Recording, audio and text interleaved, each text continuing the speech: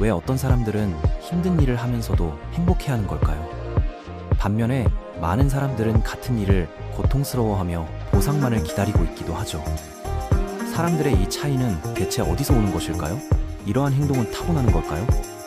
놀랍게도 이 모든 것의 비밀은 우리 뇌 속 작은 화학물질 하나에 달려 있습니다. 바로 도파민이죠. 이제 이 신비로운 뇌 과학의 세계로 함께 떠나보겠습니다. 대부분의 사람들이 도파민에 대해 완전히 잘못 알고 있는 사실이 하나 있습니다. 많은 이들이 도파민을 단순히 쾌락 호르몬이라고 생각하죠. 하지만 이것은 엄청난 오해입니다. 도파민의 진짜 역할은 훨씬 더 복잡하고 흥미로운데 바로 동기와 예측에 관한 것이거든요. 우리가 어떤 활동을 할 때 도파민이 분비되는지 아시나요? 놀랍게도 도파민은 보상을 받을 때가 아니라 보상을 예상할 때 가장 많이 분비됩니다. 이것이 바로 핵심입니다. 우리 뇌는 미래의 좋은 일을 상상할 때 흥분하도록 설계되어 있어요. 그런데 여기서 문제가 발생합니다. 만약 우리가 항상 미래의 보상만을 생각하며 현재의 노력을 견뎌낸다면 어떻게 될까요? 바로 현재 순간의 활동 자체가 점점 더 고통스러워진다는 것입니다. 왜냐하면 뇌가 현재를 견뎌야 할 것으로 인식하기 때문이죠. 이런 현상을 보여주는 매우 유명한 연구가 있습니다. 스탠포드 대학교의 연구진들이 진행한 실험인데요. 이 실험은 동기와 보상 시스템에 대한 우리의 이해를 완전히 바꿔놓았습니다. 실험은 이렇게 진행되었습니다. 연구자들은 유치원 아이들을 대상으로 연구를 시작했어요. 이 아이들은 모두 그림 그리기를 정말 좋아했습니다. 아무도 시키지 않아도 자발적으로 크레용을 들고 종이에 그림을 그렸죠. 순수한 즐거움 때문에 말입니다. 그런데 연구진들이 한 가지 변화를 주었습니다.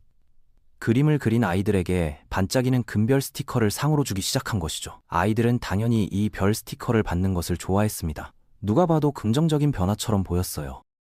하지만 진짜 실험은 그 다음에 시작되었습니다. 연구진들이 별 스티커 주기를 중단했을 때 어떤 일이 벌어졌을까요? 놀라운 결과가 나타났습니다. 이전에는 그림 그리기를 그토록 사랑했던 아이들이 갑자기 그림에 대한 관심을 잃기 시작한 것입니다. 더 충격적인 것은 이 아이들이 그림을 그리는 시간이 보상을 받기 전보다 현저히 줄어들었다는 점입니다. 마치 그림 그리기 자체가 재미없는 일이 되어버린 것처럼 말이죠. 이전에는 순수한 즐거움으로 했던 활동이 이제는 보상이 없으면 할 이유가 없는 일이 되어버린 겁니다. 이 현상을 심리학자들은 과잉 정당화 효과라고 부릅니다. 외부 보상이 내재적 동기를 오히려 감소시키는 현상이죠. 우리가 어떤 일을 좋아해서 하고 있을 때 그 일에 대한 외부 보상을 받게 되면 뇌는 혼란스러워합니다. 내가 이 일을 왜 하고 있지? 재미있어서? 아니면 보상 때문에? 하고 말이죠. 이런 혼란 속에서 뇌는 종종 더 명확하고 구체적인 이유, 즉 외부 보상을 선택하게 됩니다. 그리고 일단 외부 보상이 주된 동기로 자리 잡으면 그 보상이 사라졌을 때 활동에 대한 흥미도 함께 사라지게 되는 것이죠. 그렇다면 이것이 우리 일상생활에는 어떤 의미일까요? 생각해보세요. 우리는 얼마나 자주 이 일을 끝내면 맛있는 걸 먹어야지, 이 프로젝트가 끝나면 휴가를 가야지 하며 미래의 보상을 생각하며 현재의 일을 견뎌내고 있나요? 물론 목표를 설정하고 보상을 계획하는 것 자체가 나쁜 것은 아닙니다. 하지만 문제는 이것이 유일한 동기가 될 때 발생합니다. 현재 하고 있는 일 자체에서는 아무런 만족도 얻지 못하고 오직 미래의 보상만을 바라보며 살아간다면 어떻게 될까요? 첫째, 현재 순간이 항상 고통스럽게 느껴집니다. 지금 하고 있는 일은 단지 견뎌내야 할 것이 되어버리거든요. 둘째, 보상을 받은 후에도 만족감이 오래 지속되지 않습니다. 왜냐하면 뇌는 이미 다음 보상을 찾고 있기 때문이죠. 셋째, 점점 더 큰 보상이 필요해집니다. 같은 수준의 보상으로는 동기를 유지하기 어려워지거든요. 이런 악순환에서 벗어나려면 어떻게 해야 할까요? 답은 의외로 간단하면서도 어렵습니다. 바로 현재 하고 있는 활동 자체에서 즐거움을 찾는 것입니다. 하지만 여기서 중요한 질문이 하나 생깁니다. 어떻게 하면 지루하거나 힘든 일에서도 즐거움을 찾을 수 있을까요? 이것이 바로 도파민 시스템을 제대로 활용하는 핵심입니다. 뇌과학자들이 발견한 놀라운 사실이 하나 있습니다. 우리는 실제로 우리 자신의 도파민 분비를 어느 정도 조절할 수 있다는 것이죠. 이것은 마치 우리가 스스로에게 최면을 거는 것과 비슷합니다. 하지만 이것은 단순한 자기기만이 아니라 과학적 근거가 있는 방법입니다. 방법은 이렇습니다. 힘든 일을 하면서도 스스로에게 이렇게 말하는 것입니다. 나는 지금 이 일을 선택해서 하고 있다. 그리고 이 과정 자체를 즐기고 있다. 처음에는 거짓말처럼 느껴질 수 있습니다. 실제로 어느 정도는 거짓말이기도 하죠. 하지만 이것은 건설적인 거짓말입니다. 왜냐하면 이런 마음가짐이 실제로 우리의 뇌의 화학을 바꿀 수 있기 때문이거든요. 우리가 어떤 활동을 선택이라고 프레임을 바꾸고 그 과정에서 작은 즐거움들을 의식적으로 찾으려고 노력하면 뇌는 실제로 그 활동에 대해 더 긍정적으로 반응하기 시작합니다. 이것은 단순한 긍정적 사고와는 다릅니다. 도파민 시스템의 작동 원리를 이해하고 그것을 우리에게 유리하게 활용하는 것입니다. 우리가 의식적으로 현재 순간에 주의를 기울이고 그 순간에서 작은 성취감이나 만족감을 찾으려고 노력할 때 뇌는 그 신호를 받아들입니다. 예를 들어 운동을 할 때를 생각해 보세요. 대부분의 사람들은 운동이 끝나면 시원한 샤워를 해야지 또는 운동이 끝나면 맛있는 음식을 먹어야지 하고 생각합니다. 하지만 다른 접근법이 있습니다. 운동하는 그 순간순간에 집중하는 것이죠. 무거운 바벨을 들어 올릴 때의 근육의 느낌, 심장박동이 빨라지는 것, 땀이 나기 시작하는 것, 이 모든 것들을 고통이 아니라 내 몸이 강해지고 있다는 증거로 받아들이는 것입니다. 이런 마음가짐의 변화가 실제로 운동에 대한 우리의 경험을 완전히 바꿀 수 있습니다. 또 다른 예로 공부나 업무를 생각해 볼까요? 이 일이 끝나면 휴식을 취해야지 대신에 지금 내가 새로운 지식을 습득하고 있다. 내가 문제를 해결해 나가고 있다. 내 능력이 성장하고 있다. 이런 식으로 생각하는 것입니다. 물론 이것이 항상 쉬운 것은 아닙니다. 특히 처음에는 억지스럽게 느껴질 수도 있어요. 하지만 신경과학자들의 연구에 따르면 이런 의식적인 노력이 실제로 우리의 신경회로를 바꿀 수 있다고 합니다. 뇌의 가소성이라는 개념이 있습니다. 우리의 뇌는 평생에 걸쳐 변화할 수 있다는 것이죠. 우리가 반복적으로 어떤 생각을 하고 어떤 행동을 하느냐에 따라 뇌의 신경 연결이 실제로 바뀝니다. 만약 우리가 현재 하고 있는 일에서 즐거움을 찾으려고 노력한다면 뇌는 점차 그런 방향으로 변화하게 됩니다. 이런 변화는 하루아침에 일어나지 않습니다. 하지만 몇 주, 몇 달의 꾸준한 연습을 통해 우리는 실제로 힘든 일을 하면서도 그 과정 자체에서 만족감을 느낄 수 있게 됩니다. 이것이 바로 도파민 시스템을 올바르게 활용하는 방법입니다. 여기서 중요한 것은 타이밍입니다. 도파민은 언제 분비되느냐에 따라 우리에게 미치는 영향이 완전히 달라집니다.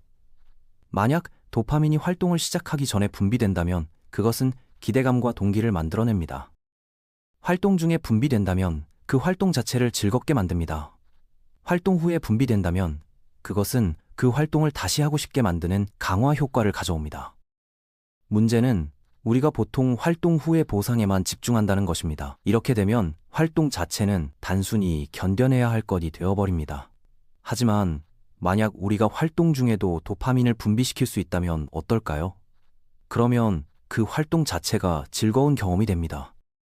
이것을 실현하는 구체적인 방법들이 있습니다. 첫째, 작은 목표들을 설정하는 것입니다. 큰 프로젝트를 작은 단계들로 나누고 각 단계를 완료할 때마다 스스로를 축하하는 것이죠. 이렇게 하면 활동 중간중간에도 성취감을 느낄 수 있습니다. 둘째, 과정에 주의를 기울이는 것입니다. 결과만 생각하는 대신 지금 이 순간 내가 무엇을 하고 있는지, 어떤 기술을 사용하고 있는지, 어떤 발전을 이루고 있는지에 집중하는 것입니다.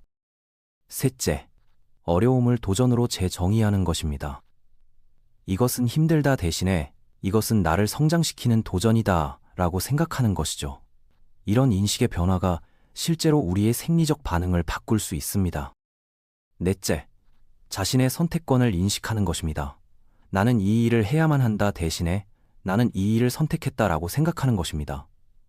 이런 미묘한 차이가 우리의 동기에 큰 영향을 미칩니다.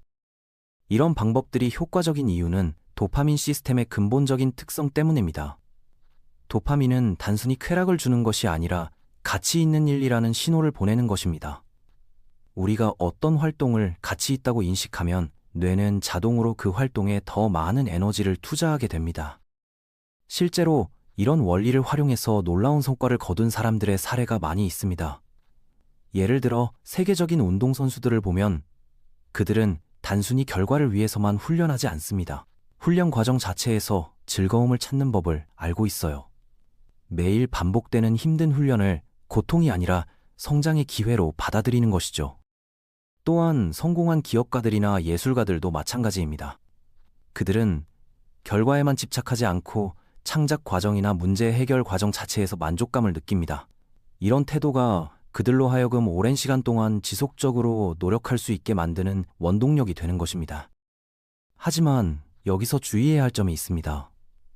이런 방법들이 모든 상황에서 즉시 효과를 보이는 것은 아니라는 것입니다. 특히 우리가 오랫동안 외부 보상에만 의존해 왔다면 내재적 동기를 되찾는 데는 시간이 걸릴 수 있어요. 또한 때로는 외부 보상이 필요한 경우도 있습니다. 특히 새로운 습관을 형성하거나 매우 어려운 일을 시작할 때는 외부 보상이 도움이 될 수 있어요. 중요한 것은 외부 보상을 현명하게 사용하는 것입니다. 즉, 외부 보상을 영구적인 동기로 만들지 않고 점차적으로 내재적 동기로 전환해 나가는 것이죠. 이런 전환 과정에서 도움이 되는 몇 가지 추가적인 전략들이 있습니다. 첫째, 자신만의 의미를 찾는 것입니다. 어떤 일이든 그 일이 자신에게 어떤 의미가 있는지, 어떤 가치를 제공하는지를 찾아보는 것이죠. 이런 의미 부여가 내재적 동기를 강화시킵니다. 둘째, 자율성을 높이는 것입니다. 가능한 한 자신이 어떻게 일할지, 언제 일할지에 대한 선택권을 갖는 것입니다. 작은 선택이라도 자율성을 느끼면 동기가 크게 향상됩니다. 셋째, 숙련도를 추구하는 것입니다. 단순히 일을 끝내는 것이 아니라 그 일을 더 잘하게 되는 것에 초점을 맞추는 것이죠. 실력이 향상되는 것을 느낄 때 우리는 자연스럽게 그 활동에 더 몰입하게 됩니다. 넷째, 사회적 연결을 만드는 것입니다. 혼자 하는 일이라도 다른 사람들과 그 경험을 공유하거나 비슷한 일을 하는 사람들과 교류하는 것이 동기 유지에 큰 도움이 됩니다. 결국 가장 강력한 도파민 활용법은 노력 그 자체에서 도파민을 분비시키는 것입니다. 노력하기 전도 아니고 노력한 후도 아닌 바로 노력하는 그 순간의 말이죠. 이것이 가능해지면 우리는 외부 보상에 의존하지 않고도 지속적으로 동기를 유지할 수 있게 됩니다. 이런 능력을 기르는 것은 마치 근육을 단련하는 것과 같습니다.